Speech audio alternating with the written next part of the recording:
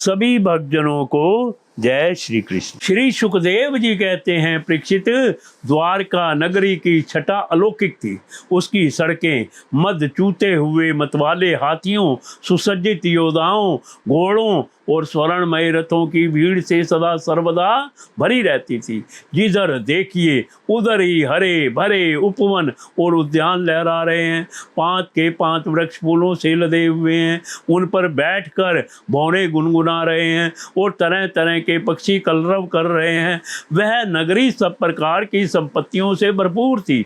जगत के श्रेष्ठ वीर यदुवंशी उसका सेवन करने में अपना सौभाग्य मानते थे। वहाँ की स्त्रियां सुंदर वेशभूषा से विभूषित थी और उनके अंग अंग से जवानी की छटा छिटकती रहती थी। वे जब अपने महलों में गेंद आदि के खेल खेलती और उनका कोई अंग कभी दिख जाता तो ऐसा जान पड़ता मानो बिजली चमक रही है। लक्ष्मीपति भगवान की यही अपनी नगरी द्वारका की थी। इसी में वे निवास करते थे। भगवान श्री कृष्ण 16,000 से अधिक पत्नियों के एकमात्र प्राण वल्लभ थे। उन पत्नियों के अलग अलग महल में परम ऐश्वर्य से संपन्न थे।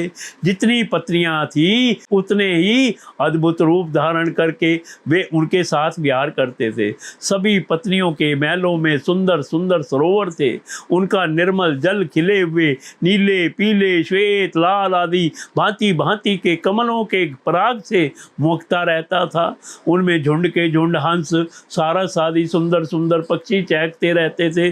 भगवान श्री कृष्ण उन जलाशयों में तथा कभी कभी नदियों के जल में भी प्रवेश कर अपनी पत्नियों के साथ जल विहार करते थे।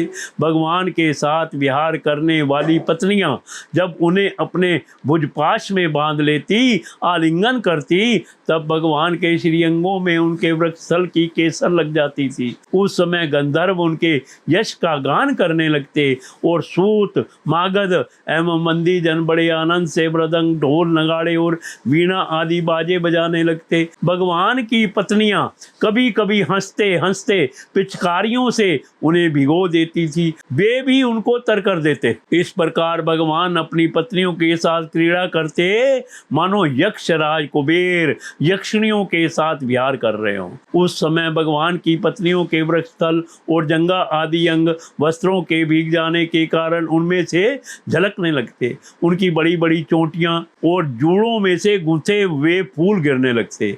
वे उन्हें भिगोते भिगोते पिचकारी छीन लेने के लिए उनके पास पहुंच जाती और इसी बहाने अपने प्रियतम का आलिंगन कर लेती। उनके स्पर्श से पत्नियों के हृदय में प्रेम भाव की अभिवृद्धि हो जाती, जिससे उनका मुख कमल खिल उठता। ऐसे अवसरों पर उनकी शोभा और भी बढ़ जाया करती। उस समय भगवान श्री कृष्ण की वनमाला उन रानियों के वृक्षस्थल पर लगी हुई केसर के रंग से रंग जाती। विहार में अत्यंत मगन हो जाने के कारण घुंघराली अलकें उन मुक्त भाव से लहराने लगती। वे अपनी रानियों को बार बार भिगो देते और रानियां भी उन्हें सराबोर कर देती। भगवान श्री कृष्ण उनके साथ इस प्रकार विहार करते मानो कोई गजराज हथनियों से घिरकर उनके साथ क्रीड़ा कर रहा हो।